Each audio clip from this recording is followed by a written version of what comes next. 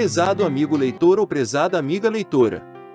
A introdução dos vídeos da cela 10 são todas iguais. Portanto, caso já tenha assistido, pule 3 minutos e 20 segundos. Boa leitura ou boa audição.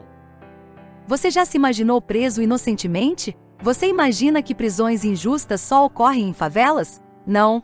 Em setembro de 2019, o narrador dessa série de vídeos foi vítima do poder político e econômico do estado de Goiás e enviado para um presídio onde ficou por 59 dias, sem analisar a competência constitucional e as normas relativas ao imposto territorial rural e muito menos atentar sobre a inviolabilidade do sistema tributário federal. O Ministério Público e o Judiciário acataram a tese absurda de prisão preventiva, por tempo indeterminado, para salvaguardar os milionários fazendeiros contra supostos bandidos perigosos. A celeridade das decisões foi impressionante. O relatório policial foi assinado pelo delegado em 29 de agosto. No mesmo dia 29, o promotor ofereceu denúncia, e 2 dias úteis depois, o juiz determinou a prisão.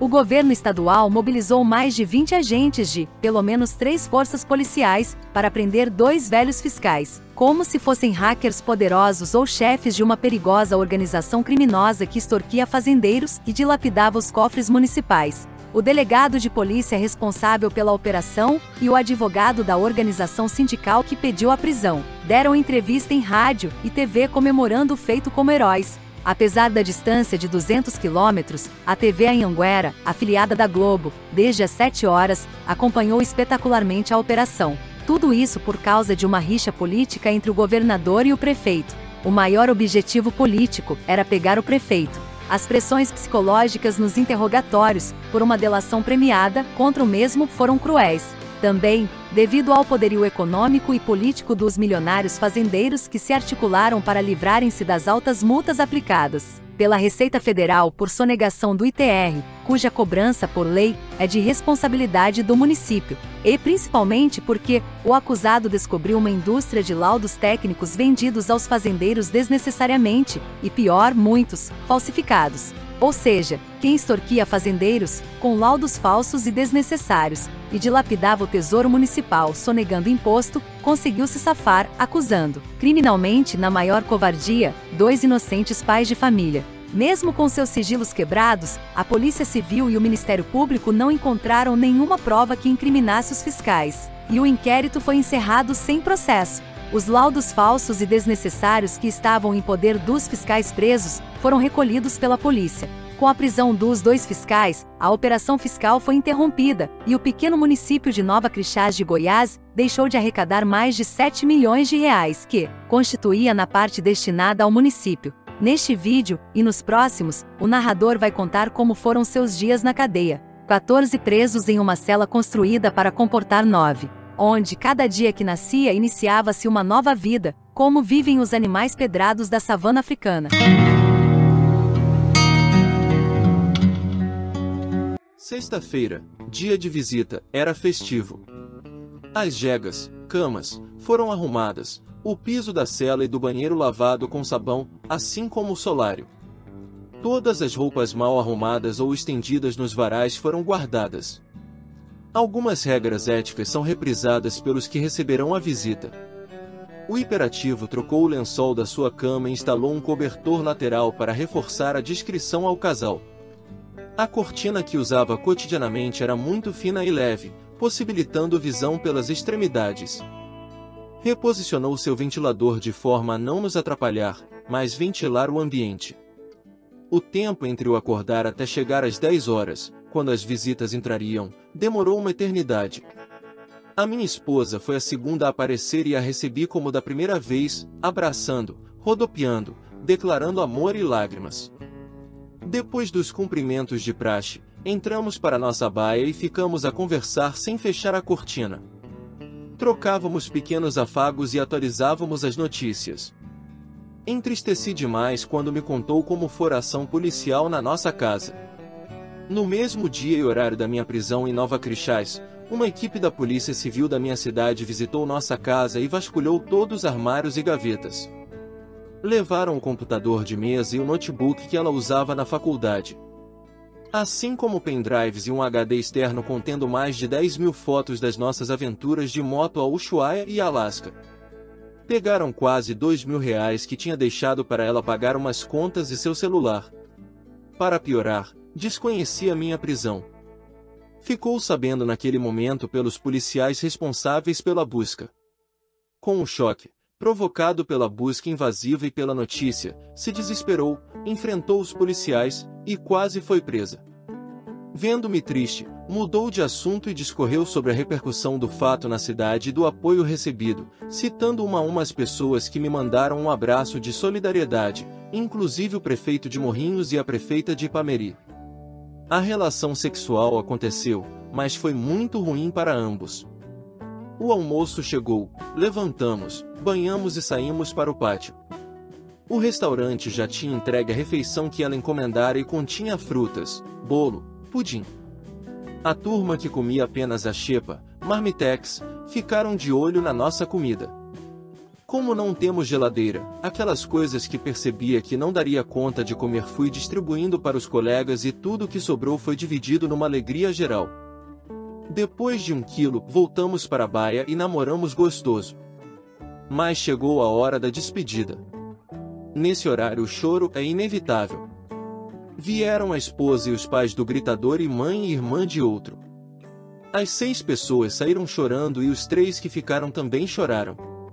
Acabou a festa. Tudo voltou à rotina.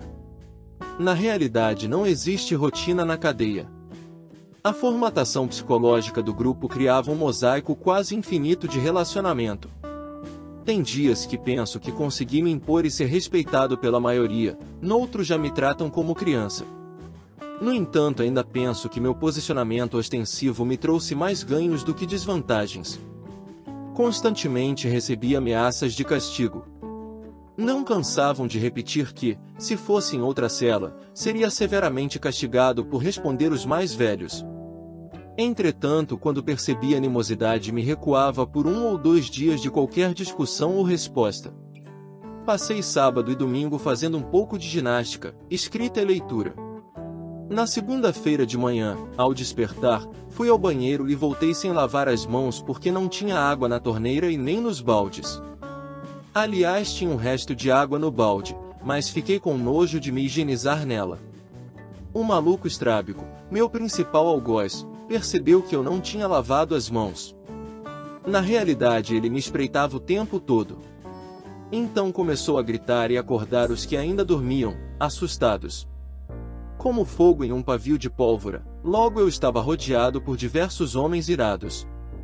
Foi quando cometi um dos piores erros da minha vida de prisioneiro. Tentando me defender, citei outro colega que pegara nas coisas do café matinal sem lavar as mãos.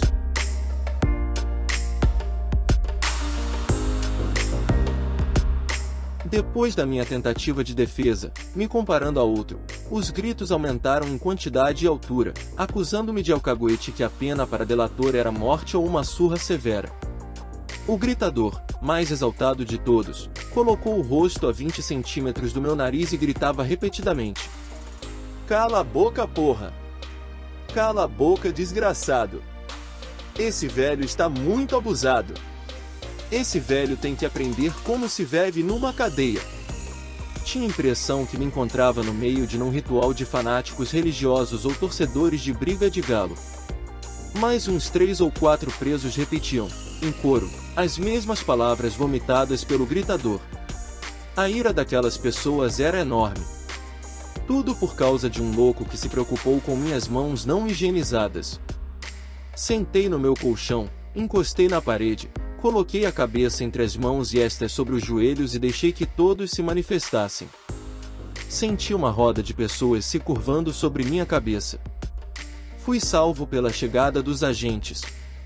Os guardas abriram o solário e nos entregaram um saco contendo os prestobarbas de cada um. Era o dia semanal obrigatório do barbear. Quando chegou minha vez, o gritador, aquele que mais me atacara minutos antes, se propôs a me barbear. Claro que neguei a ajuda e me refugiei na cela. Todavia, o cara era muito forte e foi me buscar. Concomitantemente, alguns colegas gritavam lá do pátio que eu era um merda, um medroso, um covarde. Quando cheguei ao pátio, arrastado pelo braço, quase todos se aproximaram e gritavam em coro, ameaçadoramente, exigindo minha permissão. Sem outra saída, não sei se me resignei ou se me encorajei, permiti-lhe me barbear. Visando me aterrorizar mais ainda, quebraram meu aparelho de barbear, retiraram as proteções das lâminas e deixaram a gilete como se fosse uma navalha. Enquanto o malvado me barbeava, seus comparsas riam e pediam minha morte. Sobrevivi, mas a confusão atrapalhou meu dia e passei o restante do tempo calado, exercitando e lendo. Os dois companheiros mais chegados me procuravam para conversar, mas eu estava sem motivação para a prosa. Infelizmente, por volta das 20 horas, a discussão sobre meu desasseio matinal voltou a ser pauta de discussão. Quando começaram a falar, em vez de ficar calado, procurei me defender alegando que não havia água na hora que me levantei. Um maluco, meu acusador inicial, saltou de seu beliche bem próximo de mim e disse: "Velho mentiroso! Tinha água assim que eu vi. Velho desgraçado! Aquele resto de água que todos usam à noite para lavar a bunda? Tive nojo. Tenho certeza que minha mão ficou mais limpa sem lavar", respondi. Quase todos acreditaram e apoiaram o acusador. Quando percebi, estava rodeado novamente de homens revoltados. Sentei no colchão que já se encontrava estendido pronto para dormir, cobri o rosto com a camisa e deixei gritarem. Reconheci o dono de cada grito e o gritador era o mais exaltado. Alguém do grupo levantou a hipótese de me denunciar à direção do presídio, o que foi amplamente apoiado. Então meu intestino avisou que eu estava em perigo. Conforme já comentei anteriormente, o meu intestino é o alarme da minha adrenalina negativa. Na terça-feira de manhã, aniversário de 35 dias de prisão, o ambiente amanheceu hipernormal. Mas por trás da tranquilidade notei que alguma coisa estava errada. O café foi coado, o desjejum realizado, todo mundo calado e ninguém falava comigo. Todavia, a obscuridade da trama logo começou a se elucidar.